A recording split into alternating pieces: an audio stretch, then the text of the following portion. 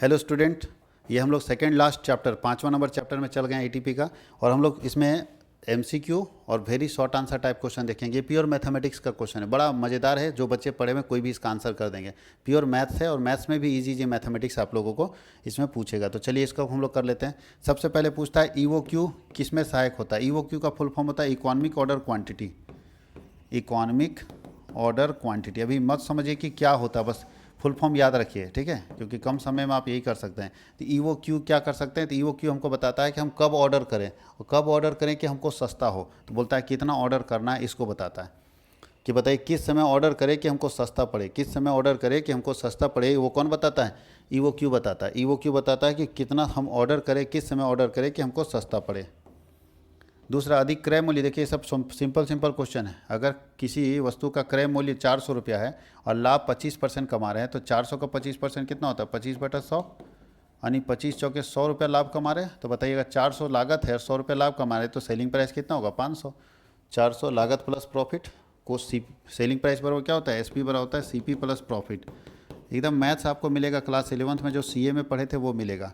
निम्नलिखित में से निश्चित लागत माना जाता है। Which of the following is considered fix cost. Fix cost का मतलब ऐसा कॉस्ट जो उत्पादन बढ़ने और घटने से चेंज नहीं होता है। तो चलिए देखते हैं कौन सा ऐसा कॉस्ट है जो उत्पादन बढ़ने घटने से चेंज नहीं होता है। तो रॉ मटेरियल, ज़्यादा अगर सामान उत्पादन करेंगे तो ज़्यादा मटेरियल लगेगा, कम करेंगे कम लगेगा, ज़्यादा करेंगे ज़्यादा लेबर लगेगा। लेकिन रेंट ज़्यादा करेंगे या कम करेंगे, रेंट जो है वो फिक्स लगेगा। तो फिक्स कॉस्ट हमारा कौन है, रेंट है। उसके नीचे लिखा है कि व्यापार अंक गणित में आरओआई का मतलब क्या होता है। बिजनेस मैथमेटिक्स में आरओआई को हम लोग बोलते हैं रिटर्न ऑन इन्वेस्टमेंट। ये अकाउंट्स में भी आप पढ़े होंगे, रिटर्न ऑन इन्वेस्टमेंट। जो आप पैसा लगाए हो उस पर आपको कितना रिटर्न मिल रहा है। सेवा क्षेत्र को निर्माता की तुलना में डॉट डॉट डॉट कार्यशील पूंजी की ज़्यादा जरूरत पड़ती है। The service sector needs working capital as compared to manufacturer. बताइए कोई व्यक्ति जो सामान बनाता है, मैन्युफैक्चरर है, और कोई व्यक्ति जो खाली बेचता है, सब सर्विस प्रोवाइडर है, सबसे ज़्यादा वर्किंग कैपिटल कहाँ चाहिए, तो सबसे ज़्यादा वर्किंग कैपिटल मैन्युफैक्चरर को चाहिए, सर्विस वाले को कम चाहिए। तो यहाँ बोला कि क्या चाहिए, तो लेस, सर्विस वाला को कम ना चाहिए। होलसेलर को ज़्यादा फिक्स कैपिटल नहीं, वर्किंग कैपिटल नहीं चाहिए, वर्किंग कैपिटल ज़्यादा चाहिए किसको, जो मैन्युफैक्चरर है। तो यहाँ पूछ रहा है कि सर्विस वाले को मैन्युफैक्चरर की तुलना में वर्किंग कैपिटल ज़्यादा चाहिए कि कम चाहिए, तो कम चाहिए, लेस वाला हो जाएगा, यहाँ लेस हो जाएगा। यानी एक सर्विस वाले व्यक्ति को मैन्युफैक्चरर की तुलना में कम चाहिए। अब अगला क्वेश्चन है कि विक्रय मूल्य 500 रुपये हम खरीदे और 600 में बेचे, तो लाभ का प्रतिशत बताइए। खुद देखिए 500 में खरीद के 600 में बेच रहे हैं, तो प्रॉफिट परसेंटेज पूछ रहा है। परसेंटेज प्रॉफिट कैसे निकलेगा, तो profit by cost price into 100, ठीक है। तो बताइए कि प्रॉफिट कितना आएगा, 500 में खरीद के 600 में बेचे, तो प्रॉफिट है 100 बटा कॉस्ट प्राइस कितना है 500 और इंटू 100। ये 0 से 0 5, 20 25 100, तो 20% आ गया। कोई दिक्कत है, कितना परसेंट आ गया, 20%। 20% पे सही मार दीजिए, 20%।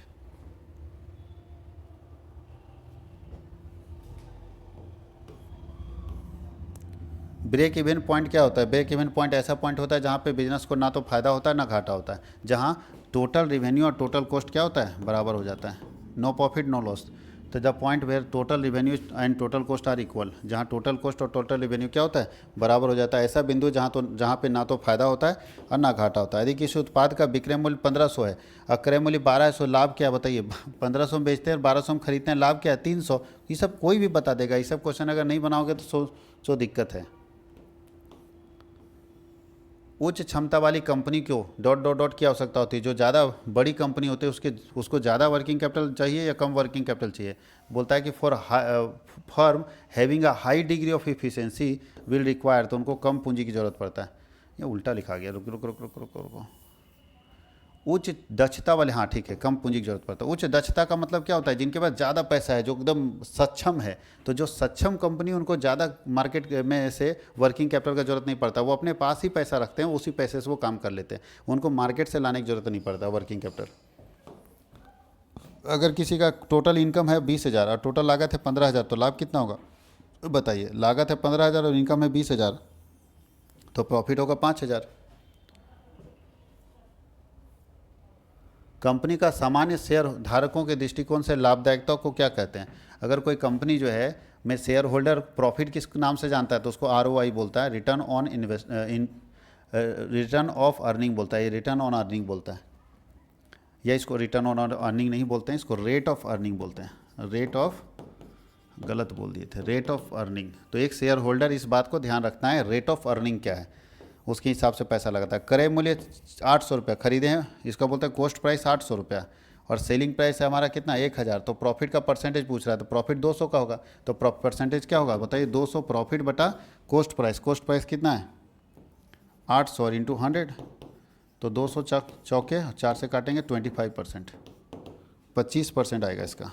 कितना आएगा 25%। यहाँ भी वही है, अधिक किसी वस्तु का क्रय मूल्य, कॉस्ट प्राइस दिया हुआ है 800 और प्रॉफिट दिया है 160, तो बताइए कॉस्ट प्राइस और प्रॉफिट दिया है तो सेलिंग प्राइस बराबर क्या होगा, कॉस्ट प्राइस प्लस प्रॉफिट। तो कॉस्ट प्राइस कितना है 800 और प्रॉफिट 160 है, तो दोनों को जोड़ देंगे तो 960 आ जाएगा। कितना आ जाएगा 960, तो 960 इसमें लिखेंगे, जो भी आएगा 960 कर देंगे, 960 आ जाएगा इसका। देखिए 960 होगा यहाँ पे, हाँ 960 है। निम्नलिखित में से कौन व्यापार अंक गणित का घटक नहीं, इसमें से कौन है जो बिजनेस मैथमेटिक्स में यूज़ नहीं किया जाता है, तो प्रॉफिट लॉस यूज़ किया जाता है, ब्रेक इवन यूज़ किया जाता है, ब्रांड प्रमोशन और इंटरेस्ट का कैलकुलेशन। इंटरेस्ट का कैलकुलेशन करते हैं लेकिन ब्रांड का प्रमोशन हम लोग बिजनेस अर्थमेटिक में इसका इस्तेमाल नहीं करते हैं। ब्रांड का प्रमोशन का इस्तेमाल हम लोग बिजनेस अर्थमेटिक में नहीं करते हैं, याद रखना इस चीज़ को। यदि विक्रय मूल्य 700 है, क्रय मूल्य 500 है, तो लाभ का प्रतिशत बताइए। सेलिंग प्राइस 700 है, कॉस्ट प्राइस 500 है, तो प्रॉफिट बराबर 200, तो परसेंटेज प्रॉफिट क्या होगा 200 बटा कॉस्ट प्राइस 500 और इंटू 100, 2020 और कितना बार में कटेगा 40%। 40% इसका सही जवाब होगा, 40% इसका क्या होगा सही जवाब हो। अब हम लोग चलते हैं very short answer type question में। कार्यशील पूंजी को प्रभावित करने वाले कारक बताइए, ये हम नहीं बताएंगे आपको, ये बीएसटी में आप पढ़ चुके हैं। कौन कौन से फैक्टर हैं बीएसटी में पढ़े ना, देखिए हम थोड़ा सा स्क्रॉल करके दिखा देते हैं आपको, ताकि आप आसानी से देख सकते हैं कौन कौन से ऐसे फैक्टर हैं जो कार्यशील पूंजी को प्रभावित करते हैं। वहाँ सारे फैक्टर को इस तरह लिख दिया, कहानी बना के, आप पॉइंट बना के लिखिएगा 1 2 3 4 करके, ठीक है। ये भी हम आपको नहीं बताएंगे कार्यशील पूंजी को कैसे प्रभावित करता है, ये भी बीएसटी का पार्ट है।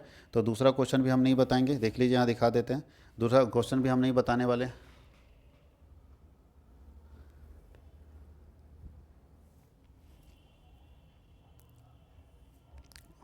तीसरा क्वेश्चन है कच्चे माल की उपलब्धता कार्यशील पूंजी को कैसे प्रभावित करती है। तो बताइए अगर कच्चा माल ज़्यादा रहेगा तो वर्किंग कैपिटल कम चाहिए, कच्चा माल कम रहेगा तो वर्किंग कैपिटल ज़्यादा चाहिए। भैया अगर मेरे पास स्टॉके नहीं है तो बिकेगा कैसे, चलेगा कैसे। तो कच्चा माल ज़्यादा रहेगा तो कार्यशील पूंजी कम चाहिए, कच्चा माल कम रहेगा तो कार्यशील पूंजी ज़्यादा चाहिए। लीड टाइम किसको बोलते हैं, तो लीड टाइम वह समय है जो ऑर्डर देने और माल पाने के बीच का है। ऑर्डर जब आप दीजिएगा तो माल जब मिलेगा उसके बीच का जो समय होता है उसको लीड टाइम बोलते हैं। जैसे मान लीजिए हम ऑर्डर दिए 10 तारीख को, 10 फरवरी को, और माल हमको मिला 13 फरवरी को, तो 3 दिन हमारा लीड टाइम है। 3 दिन हम क्या करेंगे बताइए, तो ये होता है लीड टाइम। लीड टाइम वह समय होता है जब ऑर्डर देने और माल रिसीव करने के बीच का समय होता है। मार्जिन और सुरक्षा मार्जिन क्या होता है, मार्जिन ऑफ सेफ्टी, तो मार्जिन ऑफ सेफ्टी होता है बीईपी सेल और एक्चुअल सेल के बीच का डिफरेंस। एक्चुअल सेल और बीईपी सेल के बीच का अंतर हमारा मार्जिन ऑफ सेफ्टी कहलाता है। एक्चुअल सेल और बीईपी सेल के बीच का डिफरेंस क्या कहलाता है, margin of safety. Margin of safety निकालने के लिए क्या करते हैं, बीईपी सेल और एक्चुअल सेल के बीच के अंतर को देखते हैं। बीईपी सेल और एक्चुअल सेल के बीच के अंतर को देखते हैं। इन्वेंट्री क्या है, तो जो माल बिकने से बच जाता है, जो माल बिकने से बच जाता है वो इन्वेंट्री कहलाता है। इसके अंदर रॉ मटेरियल रहता है, कच्चा माल, उसका सेमी फिनिश गुड्स रहता है और फिनिश गुड। जो माल बिकने से बच जाता है इन्वेंट्री कहलाता है, स्टॉक कहलाता है। स्टॉक को ही हम लोग ब्रेक इवन पॉइंट एनालिसिस क्या है, तो ऐसा ब्रेक इवन पॉइंट एक ऐसा पॉइंट है, देखो दो फिनो लिख दिया है डिफाइन की जगह, गलत लिखा है ये, इसका होना चाहिए define BEP break even point. तो ब्रेक इवन पॉइंट एक ऐसा पॉइंट है जहाँ पे टोटल कॉस्ट टोटल रेवेन्यू के बराबर हो जाता है, जहाँ पे ना तो प्रॉफिट होता है और ना ही लॉस होता है। ऐसा बिंदु जहाँ पे नो प्रॉफिट और नो लॉस पॉइंट होता है उसको हम लोग ब्रेक इवन पॉइंट बोलते हैं। विक्रय मिश्रण ब्रेक इवन बिंदु क्या है, what is sales mix break even point. Sales mix break even point का मतलब है ऐसा ब्रेक इवन पॉइंट जहाँ सेल्स मिक्स जो है वो नो प्रॉफिट नो लॉस में चला जाता है, ना तो वहाँ पे फ़ायदा होता है ना ही वहाँ घाटा होता है, लेकिन सेल्स मिक्स जो है वो। ब्रेक इवन पॉइंट का गणना के लिए कौन कौन सा कदम उठाएंगे, तो ब्रेक इवन पॉइंट कैलकुलेट करने के लिए हम लोग फॉर्मूला इस्तेमाल करते हैं, ये वाला देखिए। बीईपी बराबर क्या होता है, बीईपी बराबर होता है फिक्स कॉस्ट बटा selling price minus VC variable cost, ठीक है। एफसी का मतलब होता है फिक्स कॉस्ट, एफसी का मतलब होता है फिक्स कॉस्ट अस्थायी लागत, ठीक है। उसके बाद एसपी का मतलब होता है सेलिंग प्राइस विक्रय मूल्य, और वीसी का मतलब होता है वेरिएबल कॉस्ट, वेरिएबल कॉस्ट, और बीईपी का मतलब होता है break even point, break even point ये होता है। ठीक है, यही हमारा फॉर्मूला है बीईपी के लिए, बीईपी का फॉर्मूला यही होगा।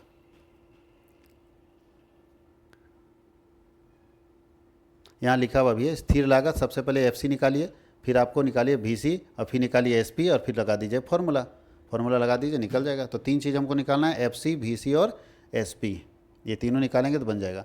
अब कार्यशील पूंजी क्या है ये किसी को बताने की ज़रूरत नहीं है, कार्यशील पूंजी किसको बोलते हैं ये सबको पता है। वर्किंग कैपिटल क्या होता है? अच्छा, 2 वर्किंग कैपिटल है, ग्रॉस वर्किंग कैपिटल और नेट वर्किंग कैपिटल में क्या अंतर है पूछ रहा है। तो ध्यान रखिएगा, ग्रॉस वर्किंग कैपिटल एक बात लिखा हुआ है, ग्रॉस वर्किंग कैपिटल का मतलब होता है टोटल ऑफ करेंट एसेट्स। अगर खाली करेंट एसेट को जोड़ देंगे तो बन जाएगा ग्रॉस वर्किंग कैपिटल। और नेट वर्किंग कैपिटल का मतलब होता है current asset minus current liability, current asset और करेंट लायबिलिटी को माइनस कर देंगे तो बन जाएगा नेट वर्किंग कैपिटल। बस इतना ही अंतर है और समझ में आ रहा है। देखिए लिखा होगा ग्रॉस वर्किंग कैपिटल क्या लिखा है, the sum of total current asset of the company. अगर किसी भी कंपनी का टोटल करेंट एसेट को जोड़ देंगे तो ग्रॉस वर्किंग कैपिटल आ जाएगा। इसको बोलते हैं सकल कार्यशील पूंजी, और शुद्ध कार्यशील पूंजी का मतलब करेंट एसेट में करेंट लायबिलिटी को क्या करना है, माइनस कर देना है। तो अंतर आप समझ गए होंगे कि ग्रॉस किसको बोलते हैं और नेट किसको बोलते हैं, थोड़ा सा अंतर है बस। अधिकतम इन्वेंट्री स्तर की गणना कीजिए, maximum stock level. Maximum stock level क्या होता है? ये मैक्सिमम इन्वेंट्री लेवल एक ऐसा लेवल है जिसमें इस बात की जानकारी होती है कि एक उत्पादक को, प्रोड्यूसर को, जो सामान बनाने वाला होता है, मैक्सिमम कितना स्टॉक रखना चाहिए। बताइए एक दुकान में मैक्सिमम कितना स्टॉक रखना चाहिए किसी चीज़ का, ये कहाँ से तय होता है? ये तय होता है मैक्सिमम लेवल से। मैक्सिमम लेवल से इस बात की जानकारी मिलती है कि किसी चीज़ का स्टॉक हमको ज़्यादा से ज़्यादा कितना रखना है, मैक्सिमम कितना रखना है। तो किसी स्टॉक की अधिकतम जानकारी कितनी होनी चाहिए, मतलब कितना लेवल ज़्यादा हो सकता है। जैसे हम दुकान खोले तो सवाल है हमको आटा कितना रखना है, दाल लगभग कितना रखना है हमको मैक्सिमम, तो मैक्सिमम लिमिट तय होता है, उसी को हम बोलते हैं मैक्सिमम इन्वेंट्री लिमिट लेवल, जो ये तय करता है कि किसी उत्पाद की अधिकतम मात्रा आपके पास कितनी होनी चाहिए, किसी उत्पाद की अधिकतम मात्रा आपके पास कितनी होनी चाहिए। डेंजर लेवल ऐसा लेवल होगा जो सबसे नीचे वाला लेवल होगा, सबसे नीचे कि कम से कम स्टॉक कितना रखना चाहिए। स्टॉक कहीं है, स्टॉक सबसे ज़्यादा हाईएस्ट कितना रखना चाहिए वो मैक्सिमम लेवल बताता है, और डेंजर लेवल बताता है कि अब आपका स्टॉक एकदम खत्म होने वाला है, कभी भी शॉर्ट कर सकता है। तो बताइए जी, हमारी कंपनी या टाटा की कंपनी है जहाँ पे महिंद्रा कंपनी गाड़ी बनाती है, उसका नट बोल्ट टायर कम से कम कितना होना चाहिए, नहीं रहेगा तो काम रुक जाएगा। और बताइए जो लिमिट है मिनिमम लेवल का, उसके नीचे पहुंच गए, मिनिमम लेवल मैक्सिमम लेवल, कि ज़्यादा से ज़्यादा कितना रखना चाहिए, कम से कम कितना रखना चाहिए। तो ज़्यादा से ज़्यादा कितना रखना चाहिए उसको बोलते हैं मैक्सिमम लेवल ऑफ स्टॉक, और कम से कम कितना स्टॉक रखना चाहिए उसको बोलते हैं मिनिमम लेवल ऑफ स्टॉक। और मिनिमम से भी नीचे चले जाएंगे तो डेंजर लेवल होगा। जैसे आपके मोबाइल फ़ोन में देखिएगा बैटरी, उसका मैक्सिमम लेवल और मिनिमम लेवल तय रहता है कि इतना रखना है, मिनिमम इतना रखना है। जब उससे नीचे चला जाता है, मिनिमम 20% रहता है, देखिएगा उससे नीचे चला जाता है तो बैटरी देखिएगा रेड हो जाता है आपका। डेंजर लेवल उसको बोलते हैं कि अब खत्म होने वाला है, अब एकदम अबाउट टू डाई है, उसको बोलते हैं डेंजर लेवल। डेंजर लेवल मतलब अब एकदम खत्म होने वाला है मेरा स्टॉक। रीऑर्डरिंग लेवल क्या होता है? तो रीऑर्डरिंग लेवल ऐसा लेवल होगा स्टॉक का जिसमें हमको रीऑर्डर कर देना है, मतलब हम सामान के लिए ऑर्डर कर देंगे। तो हम लोग तय कर लेते हैं कि भैया इतना सामान, अगर जैसे एक 100 पीस मेरे पास रहेगा, हम तय कर दिए 100 पीस में रीऑर्डर लेवल होगा, तो जैसे मेरा स्टॉक 100 पीस होगा ऑटोमेटिक रीऑर्डर चला जाएगा, नहीं हम फिर खरीदने के लिए माल भेज देंगे कि भैया आएगा, जब तक आएगा माल तब तक मेरा 100 पीस अभी यूज होगा। तो कुछ अपने पास, आपके घर में भी क्या लगता है, तेल पूरा ख़त्म हो जाता है तब खरीदते लाते हो? नहीं, ख़त्म होने वाला होता है तो थोड़ा सा रहता है तो भी खरीद के लाते हैं। इसको बोलते हैं रीऑर्डर लेवल। किस लेवल में जाने के बाद आप अपना माल खरीदने के लिए आदेश दे देते हैं, उसको हम लोग बोलते हैं रीऑर्डर लेवल। EOQ क्या है अभी बताया, इकोनॉमिक ऑर्डर क्वांटिटी, यानी ऐसा क्वांटिटी जिसमें हम ऑर्डर करेंगे तो हमको फ़ायदा होगा, ऐसा मात्रा जितने में हम ऑर्डर करेंगे तो फ़ायदा होगा। बताओ दिल्ली से माल मंगाना है और खाली 10 पेटी मंगाएंगे तो लॉस होगा, क्योंकि भाड़ा लग जाएगा ज़्यादा। क्या करें, कितना पीस मंगाए, ज़्यादा पीस मंगाएंगे तो अपने पास पैसा नहीं है, तो कम से कम कितना पीस मंगाए कि हमारा भाड़ा सस्ता पड़े, हमको लाने में सस्ता पड़े, ऑर्डर करने में सस्ता पड़े, उसी को हम लोग बोलते हैं EOQ। रिटर्न ऑन इन्वेस्टमेंट क्या होता है? तो जब आप कहीं पैसा लगाते हैं तो उससे जो हमको प्रॉफिट मिलता है या इंटरेस्ट मिलता है उसको हम बोलते हैं ROI, return on investment. Return on investment का मतलब होता है कि जो पैसा आप लगाए हैं, जहाँ भी लगाए हैं, वहाँ से आपको लाभ मिल रहा होगा या जो उससे इंटरेस्ट मिल रहा होगा, उसको हम उससे कैलकुलेट करके निकालते हैं रिटर्न ऑन इन्वेस्टमेंट। कैसे निकालते हैं? तो प्रॉफिट बटा इन्वेस्टमेंट इंटू 100। कैसे निकालते हैं? तो पहले देखते हैं कि भैया हमको कितना लाभ हुआ और कितना हम लगाए हैं। ROI निकलता है प्रॉफिट बटा इन्वेस्टमेंट इंटू 100। हम लगाए कितना, जैसे मान लीजिए कि कोई आदमी 1 लाख लगाया और 20,000 कमाया, तो ये 20,000 कमाए अगर 1 लाख लगा के तो कितना होता है 3 0 20% आपको ROI मिला, रिटर्न ऑन इन्वेस्टमेंट, यानी 20% आपको इंटरेस्ट इन्वेस्टमेंट के ऊपर प्रॉफिट मिल रहा है। ROE क्या होता है? Rate of equity. तो रिटर्न ऑन इक्विटी का मतलब है कि अगर आप इक्विटी शेयर में पैसा लगाते हैं तो आपको कितना मिलता है, सेम यही काम करेंगे। अगर हमको 10,000 रुपये डिविडेंड मिला 1 लाख लगा के, तो 1 लाख लगा के अगर 10,000 रुपये डिविडेंड मिलता है तो 10% होगा। तो सेम काम यहाँ है, बस यहाँ इन्वेस्टमेंट का हो गया, पैसा कहीं दूसरी जगह लगा रहे हैं, और वही पैसा अगर इक्विटी में लगा रहे हैं तो यहाँ पे इक्विटी हो जाता है, तो ROE हो जाता है, रिटर्न ऑन इक्विटी। है सब अकाउंट्स में पढ़ चुके हैं। ROI का मतलब क्या, इसका महत्व क्या होता है? तो ROI का मतलब रिटर्न ऑन इन्वेस्टमेंट का महत्व क्या होता है? तो ये अगर ज़्यादा रहेगा, ये किसी कंपनी का अगर ROI ज़्यादा रहेगा तो लोग उसमें जल्दी पैसा निकल लगाएगा, क्योंकि उसको लगेगा कि यहाँ ज़्यादा फायदा मिल रहा है। और ये अगर कम रहेगा तो लोग कम इन्वेस्ट करेगा। तो यानी एक इन्वेस्टर इस बात को ध्यान देता है कि जहाँ वो पैसा लगा रहा है उसका ROI ज़्यादा है या ROI कम है। रिटर्न ऑन इन्वेस्टमेंट ज़्यादा रहेगा तो अब बताइए इसकी गणना कैसे करते हैं? तो फिर अभी तो बता चुके कि इनकम बटा शेयर होल्डर, या बोल सकते हैं डिविडेंड बटा शेयर होल्डर गुने 100, डिविडेंड बटा शेयर होल्डर गुने 100 निकल जाएगा ROE। ROE बराबर डिविडेंड बटा शेयर इक्विटी शेयर होल्डर गुने 100 निकल जाएगा ROE। बस अब यहीं तक हम लोगों को पढ़ना था। ये अब हम लोग चूँकि very short answer type question और मल्टीपल चॉइस क्वेश्चन कंप्लीट कर चुके हैं। एक चैप्टर और है, उसका भी वीडियो बना देते हैं ताकि आप लोग उसको देख लीजिए। अगर नए सिलेबस से आता है तो कोई कसर नहीं छूटना चाहिए।